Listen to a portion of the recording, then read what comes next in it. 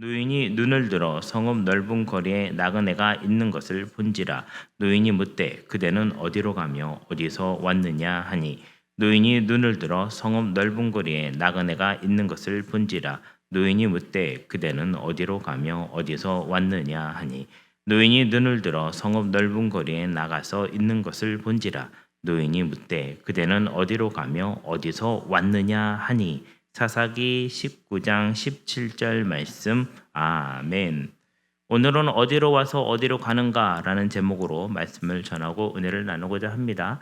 우리가 어디로 와서 어디로 가냐, 이게 중요하죠. 어디로부터 왔다는 거는 내가 시작한 곳이 어디이고, 어디로 가느냐는 내가 마지막으로 도착할 곳이 어디냐, 그리고 내가 현재 상태는 어떻게 되느냐, 이런 거죠. 그러니까 여러분도 어디서부터 와서 뭘 하고 있으며 어디로 가느냐, 이것이 내가 누구인지를 설명한다는 거예요. 여러분, 이것을 잘 가지고 살아가야 됩니다. 그래야지 사람이 마땅히 갈 곳으로 가게 되는 거예요. 이거 조금 이상한 얘기일 수도 있는데, 갑자기 예수님이 꿈에 나타났어. 예수님이 가끔 나타나지 않아요? 안 나타나요? 예수님이 손잡고 가자 그러면 가야 될까요? 아니요, 저기 금반지 팔고 가야 되는데. 있기는 있으시구나, 금반지가. 제가 팔아드릴게요. 그리고 박혜열 목사님 연락이 안 되더라. 오야가. 예. 그러니까는 예수님이 가자 그러면 가야죠. 그 사람은 어디서 와서 무엇을 하고 어디로 가는지를 아는 사람이에요. 그래서 예수님 가자 그러는데 걸리는 게 많아요. 그럼 그 사람은 믿음이 없는 거죠. 그러니까 이렇게 우리가 이 정도로 준비가 돼야 된다는 거예요. 그래서 오늘은 어디로 와서 어디로 가느냐, 이 이야기를 한번 살펴보도록 하겠습니다. 첫째, 현재와 미래는 스스로 정하지 말라라는 거예요. 현재가 뭔지, 미래가 뭔지 내가 정하는 거 아니에요. 누가 정해주는 거예요? 예수님이 정해주는 거예요. 하나님이 정해주는 거예요. 성령님이 정해주는 거예요. 어저께 밤에 세브란스에서 간호사로 있는 친구가 전화가 왔어요. 그 친구가 대학교 졸업하고 나서부터 세브란스에서 일을 하고 있거든요. 그러니까는 대학교 졸업한 게 언제야? 97년부터 간호사로 일하고 있는 거예요. 지금까지. 그래서 가끔 물어봐요. 네가 수간호사냐? 그랬더니 자기 위로도 많이 있대요. 오랫동안. 지금 저기 창천교회 권사인데.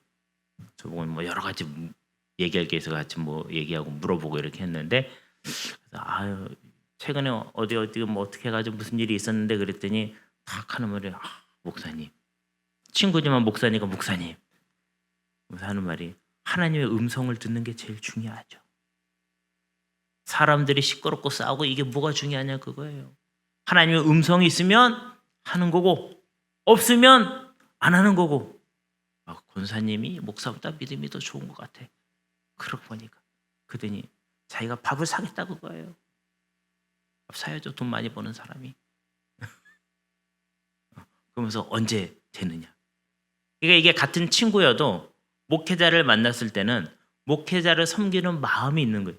자기가 밥을 사겠다 그거예요. 그러니까 저는 그런 마음이 참 아름답더라고요. 저도 목사지만 목사가 또 다른 목회자를 섬길 수 있는 거죠. 전도사님들을 섬길 수도 있는 거고, 다른 목사님들을 섬길 수가 있는 거예요. 성도님들을 섬기기도 하지만. 그래서 현재와 미래는 스스로 정하는 게 아니다. 하나님의 음성이 있으면 그게 정답이에요. 없으면 안 하면 되는 거죠. 그렇죠? 그래서 18절의 말씀 한번 보겠습니다. 18절 시작. 그가 그에게 이르되 우리는 유다 베들레헴에서 에브라임 산지 구석으로 가나이다. 나는 그곳 사람으로서 유다 베들레헴에 왔다가 이제 여호와의 집으로 가는 중인데 나를 자기 집으로 영접하는 사람이 없나이다. 자, 자신의 현재와 자신의 미래에 대해서 얘기하죠. 자신의 현재는 뭐예요? 지금 유다 베들레헴에 갔다가, 자신의 미래는 뭐예요? 여호와의 집으로 가는 중이다 라고 얘기하고 있는 거죠. 이 사람은 자신의 현재와 미래를 장소 베들레헴에 갔다가 어디로 간다고요? 여호와의 집으로 간다. 여호와의 집은 어디 있습니까? 실로에 있어요. 실로. 우리 여태 얘기했잖아요. 실로의 집이냐 미가의 집이냐 여태 얘기했잖아요. 그러니까는 여호와의 집으로 간다는 건 실로로 간다는 의미예요. 제사장이니까. 네, 글로 가는 거죠. 그런데 이 사람은 자기가 볼 때 나의 현재와 미래는 베들레헴에 갔다가 실로로 가는 길이다. 여호와의 집으로 가는 거. 누가 들어도 너무 멋지잖아요. 어디 가십니까? 교회 갑니다. 누가 들어도 멋있잖아요. 교회 왜 가냐 그거예요. 누구 욕하러 갑니다. 냉장고에다 뭐 넣고 와서 가지러 갑니다. 핸드폰을 놓고 와가지고 핸드폰은 나의 목자시니 부족함이 없도다. 성령님과 동행해야 되는데 유튜브와 동행해. 네, 그럼 안 되겠죠? 이거는 겉으로 보기에는 멋져 보이는데 실제는 뭐냐 그거죠. 실제는 누가 정해지는 거예요? 하나님이. 너의 현재를 보아라. 너 지금 회개해야 돼. 너 지금 이거 해야 돼. 열심히 해야 돼. 하기 싫어도 해야 돼. 근데 안 하고 있다는 거죠. 그리고 나는 미래가 교회 간다. 교회 왜 가냐 그거예요. 왜 가는지가 중요하지 않아요? 누구랑 따지러 간다. 그러면 안 되겠죠. 그래서 내가 이제 인생이 120년이에요. 이제는 120년. 내가 현재 이 상태에서 합당하냐를 봐야 되는 거예요. 누구 기준에서요? 하나님 기준에서.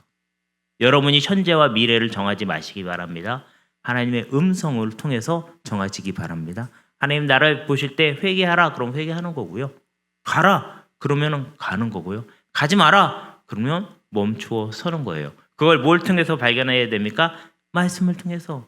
근데 말씀을 해석을 못해요. 그러니까 목사님이 해석해 주는 걸 듣고 나의 삶 속에 적용을 하셔야 돼. 둘째, 환대로 인하여 희생시키지 마라. 환대는 뭐냐? 누가 오면 환영하는 거예요. 희생은 뭐냐? 그 사람의 인격을 무시하는 거예요. 24절의 말씀 한번 볼까요? 24절 같이 읽겠습니다. 시작. 보라 여기 내 처녀 딸과 이 사람이 첩이 있은즉 내가 그들을 끌어내리니 너희가 그들을 욕보이든지 너희 눈에 좋을 대로 행하되 오직 이 사람에게는 이런 망령된 일을 행하지 말라 하나. 24절이에요. 네. 뭐냐 하면은 이 마을에 들어갔잖아요. 이 레위인이 들어갔는데 여기 그 베냐민 기브아라는 지방인데 여기 딱 갔더니 요 동네에 불량배들이 있어요. 불량배들. 어디 가나 이런 불량배들은 있죠? 교회에도 불량배들이 있습니까? 없습니까? 없어요? 없는 것 같아요? 잘 모르겠어요? 이거 쉽게 얘기해 볼게요. 여러분 가끔 화날 때 있어요? 없어요? 불량배네. 왜 착각을 하시지? 아니 불량배가 따로 정해져 있는 게 아까 말씀드렸잖아요. 여기부터 여기까지 선이 쭉 있는데 그 가운데 내가 어디 있는 거예요. 가끔 여기로 가기도 하고 여기로 가기도 하는 거예요. 착한 사람이 있는 것 같았는데 어느 날 갑자기 확 화를 내. 죄송해요. 전문 용어로 꼬라지를 부려요. 그러면 그 사람 불량배예요. 불량배가 따로 구분되어 있는 게 아니라니까요. 내가 불량배일 수도 있고. 그래서 목사님이 맨날 그런 얘기 하잖아요. 뭐 제 장아찌, 제 공장, 하나 또 뭐였지? 6가지 죄인 뭐 이런 거. 예. 우리 권사님 잘하시네. 좀 이쪽에 가까우신 것 같기도 하고 아닌가? 네, 그런 거예요. 그런 얘기를 왜 계속할까요? 나도 언제든지 그렇게 될 수가 있다. 여기 불량배 나오잖아요. 이스라엘인데 이스라엘 안에 불량배가 있다고요. 교회 안에 있어요, 없어요, 불량배? 그게 나일 수도 있죠. 어느 순간, 한순간에 화가 일주일 전에 예고하고 나나요? 아니죠. 별거 아닌데 갑자기 화가 확 치밀죠. 그렇죠? 그리고 막 집에서 연습해 갖고 오잖아요. 내가 이 말을 했어야 되는데 못했구나. 다음에는 이 말을 해줘야지. 근데 했는데도 사실 뭐 또 별로 시원하지도 않고 듣는 사람도 또 가만히 있질 않죠. 그쪽도 불량배니까 확 무슨 말을 하죠. 근데 중요한 건 여기 갔는데 불량배가 있었다 이거예요. 이 불량배들이 와서 뭘 요구하느냐? 그 남자 내놔라. 동성연애를 하겠다는 거예요. 동성연애 죄입니다. 성경에 죄라고 나와 있잖아요. 뭐 하고 싶지 않은데 그런 마음이 드는 거 어떡하느냐 뭐 이런 소리 하는데 그냥 죄예요. 성경에서 죄라 그랬으면 죄예요. 복잡하게 생각할 거 없습니다. 뭐 복잡하게 또 얘기를 또 다 하자면은 긴데 하여튼 그래요. 하나님이 하지 말란 건 안 하시면 되잖아요. 그렇죠? 뭐 이유를 굳이 막 찾아가지고 할 이유가 없죠. 여러분 만약에 결혼한다고 딸이 데리고 왔는데 여자를 데리고 와서 결혼한다고 그래. 그거 한번 적용해 보면 금방 쉽잖아요. 아들이 결혼한다고 데리고 왔는데 남자를 데리고 왔어. 돼요? 안 돼요? 안 되죠. 데리고 가서 기도해야 돼요. 열심히. 하나님 정신 차리게 하여 주시옵소서. 근데 이 불량배들이 와가지고 남자를 내놓으라는 거예요. 뭐 하겠다고요? 동성연애를 하겠다고. 그랬더니 이 집에 있는 주인이 노인이 이런 말을 하는 거예요. 여기 내 처녀딸이 있다. 이 불량배들한테 처녀딸을 주겠다는 거예요. 이게 말이 됩니까? 안 됩니까? 안 되죠. 그리고 자기 딸도 그런데 갑자기 이 사람의 첩도 있으니 첩도 주겠다. 얘기해요. 아니 남의 부인은 그 사람한테 물어봐야죠. 말도 안 되는 일이지만 자기 마음대로. 그냥 이 무슨 얘기냐면 이 레위인을 환영하는 것까진 좋은데 이 사람을 보호하기 위해서 여자들은 의견도 없고 그다음에 인격도 없고 마음대로 희생시켜도 된다고 생각하는 거예요. 그러면 됩니까? 안 됩니까? 안 되죠. 우리가 사회의 모든 것들이 제자리를 다 찾아가야 된다고 사람들이 생각을 해요. 사장님은 돈을 주고 일하는 사람은 돈을 받고 그러니까 일하는 사람은 사장님이 시키면 오랫동안 일해도 괜찮다라는 생각이 이 사회에 팽배해져 있어요. 일하다 죽으면 할 수 없고 이렇게 생각하는 거예요. 똑같은 일이 자꾸 반복되는 거예요. 그러면 됩니까? 안 됩니까? 안 되겠죠. 누군가는 고쳐야 되겠죠. 근데 아무도 고칠 생각이 없잖아요. 어떻게 고쳐야 돼요? 법을 가지고 고치든지. 국가 구조가 그걸 고치려고 노력을 해야죠. 이해가 되셨나요, 이제? 그렇게 죽는 대상이 우리 자녀일 수도 있어요. 대학 나온 사람들이 직장을 구할 수 있는 게 절반 조금 넘어요. 나머지 사람들은 대학을 나와도 대학 나온 사람이 얻는 직장을 얻지 못합니다. 대부분의 사람들이 이직을 원해요. 직장 다니는 사람들이. 이직한 사람들의 대부분은 자기가 원래 받던 월급보다 많이 못 받습니다. 그리고 대부분 만족도가 떨어져요. 그러니까 직장을 다니고 있는 것만으로도 감사한 일이에요. 대학 나온 사람들이 직장을 갖는 것도 절반 조금 넘는 숫자들만 가능한 일이에요. 그러니까는 사회 구조가 어려운 거죠. 사회 구조는 개인이 고칠 수 있는 거 아닙니다. 큰 권력이 힘을 써야지 고쳐지는 거예요. 왜냐하면 돈 가진 사람은 더 많이 갖고 싶고 돈을 위해서는 다른 걸 할 수가 있거든요. 그러니까 다른 사람을 환영하기 위해서 또 다른 사람을 희생시키는 게 지금 여기 나와 있죠. 어디서부터 와서 어디로 가느냐를 알아야 돼. 그래서 교회는 봉사할 때 어떻게 합니까? 돌아가면서 하는 거예요. 돌아가면서. 나는 예배드리기 위해서 한 사람이 계속 희생하면 안 돼요. 그걸 당연하다고 생각하시면 안 되는 거예요. 이해가 되시죠? 네. 나이가 들면 관절을 조심해야 됩니다. 관절을 조심하려면 어떻게 해야 되죠? 근육이 있어야 돼요. 정형외과 선생님도 또 아는 분이 계세요. 제가 자주 물어봤어요. 젊었을 때부터 궁금해가지고. 네. 운동을 많이 하면 관절이 세집니까? 아닙니다. 관절은 무조건 아껴야 됩니다. 웬만하면 접지 마세요. 피고해야 될 것 같아. 설교도 이렇고. 접지 말라고 그러니까. 걸레질도 쭈그려 앉아서 하지 마십시오. 무릎 다 나갑니다. 그럼 어떻게 할까요? 밀대 있잖아요. 밀대로 밀어요. 밀대로. 집에서도 밀대로 밀어요. 못하러 쭈그리고 앉아서. 아무도 안 알아줘요. 내 무릎만 아파요. 그런 거 하지 마세요. 무거운 거는 웬만하면 조심해서 드시고 들 일이 있어도 끌자 같은 데 실어서 살살 옮기시고. 갑자기 관절 얘기를 하지. 어찌됐든 간에 아껴야지 할 수 있는 거죠. 환대를 한다고 다른 거를 희생시키면은 안 된다는 거죠. 여러분 이러한 마음으로 하시기를 주님의 이름으로 축원합니다. 그래서 공동체 안에도 불량배가 있을 수가 있다. 그 불량배가 내가 될 수도 있다. 절대로 뭘 위해서, 대를 위해서 소를 희생시킨다는 생각을 해서는 안 된다. 이거 잘못된 생각이에요. 이거 다 공부 열심히 하신 분들이 다 정리해 놓은 거예요. 잘못된 생각이라고. 예. 셋째, 책임을 회피하지 마라. 어디로 와서 어디로 가느냐 할 때는 책임을 회피하면 안 되는 거예요. 이거 내 책임 아닌데 이래도 하나님이 네 책임이다 물으면 묻는 거예요. 가인과 아벨이 있을 때 아벨을 죽였잖아요. 가인이. 왜 죽였어요? 하나님이 예배 받으셨다고 죽였어요. 예배 드리는 사람이 살인을 생각했고 예배를 더 하나님이 잘 받으신다는 이유만으로 그 사람에게 시기심이 났고 그래서 죽였어요. 그래서 하나님이 물어보시잖아요. 왜 물어볼까요? 회개의 기회를 주는 거예요. 여러분도 물어보잖아요. 어린 아이 키울 때, 여러분 자녀 키울 때 물어보잖아요. 뻔히 아는데 야 이거 누가 했을까? 근데 애가 그러잖아요. 내가 안 했는데요.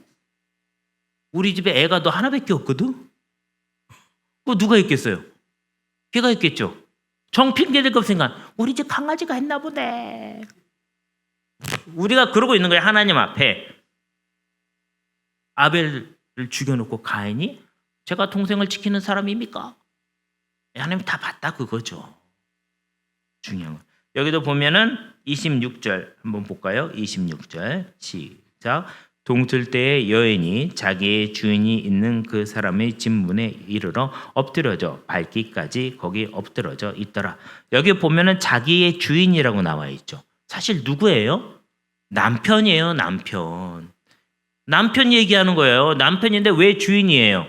이 여자를 모처럼 여기기 때문에, 짐짝처럼 여기기 때문에, 사람이 아니고 물건처럼 여기기 때문에, 예? 그 불량배들한테 던져준 거잖아요. 부인이 아닌 거죠. 그래서 이 성경을 적은 사람이 이거는 남편의 자격이 없다. 물건처럼 여기니까 주인이라고 적어주지. 에이 주인님! 이러면서 적어준 거 이게 비꼬는 말이에요. 그런데 이 여인은 살았습니까? 죽었습니까? 아니 아직 살아있잖아요. 안 죽었어요. 자기가 기어가지고 문 앞까지 왔잖아요.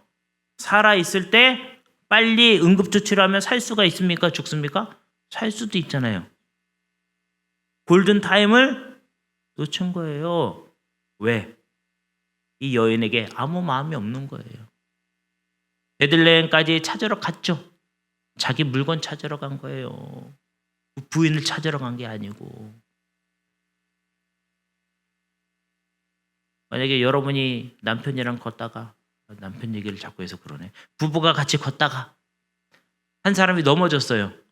어이구 이거 어떡하지 넘어졌어요. 안 다쳤어? 이게 정상적인 대화지. 그거 참 조심해서 다니지 그거 앞으로 안 보고 넘어져. 이라! 집에 가서 부부싸움 해야죠? 싸워야죠. 투쟁해야죠. 왜냐? 아니 그건 바른 관계가 아니잖아요. 가다가 내 새끼가 넘어졌어요. 아이고 안 다쳤냐? 빨리 일으켜주고 진정시키고. 아니 누가 이렇게 넘어지게 우리 넘어지게 이렇게 해놨냐고. 그래야지 아이들이 건강한 자아상이 생기는 거예요. 엄마가 팍 해를 면서 등짝 하는데 팍 때려. 옛날에 그런 엄마들 많았잖아요. 아니 애가 넘어졌는데 왜 애를 때려? 목욕탕에서 놀다가 뭐 넘어지면 애 등짝을 팍 때리잖아요. 많이 해보셨죠?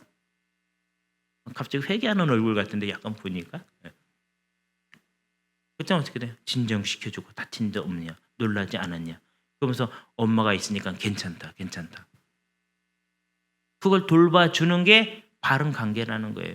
여러분 이런 관계를 가지시기를 바랍니다. 이게 바로 책임이고요. 근데 이 레위인은 책임지지 않았다는 거죠. 살릴 수 있는데 살리지 않았다. 왜냐하면 짐짝처럼 여겼으니까. 이 얘기는 뭐냐면은 이 이스라엘에 지금 이런 불량배가 있는 것도 문제지만 나머지 사람들도 별로 낫지 않다. 아까 말씀드렸죠. 불량배가 누구라고요? 내가 불량배가 될 수도 있다. 어떻게 하면요? 하나님의 말씀대로 안 살면, 화가 날 때 하나님 말씀으로 화를 죽이지 않으면, 뭔가 일이 있을 때에 그 사람을 사랑하지 않고 짐짝처럼 여기면 나도 불량배가 될 수 있다. 물론 뭐 이런 성적인 죄를 짓지는 않겠죠. 그렇지만 나도 조금 가다 보면 모른다 그겁니다.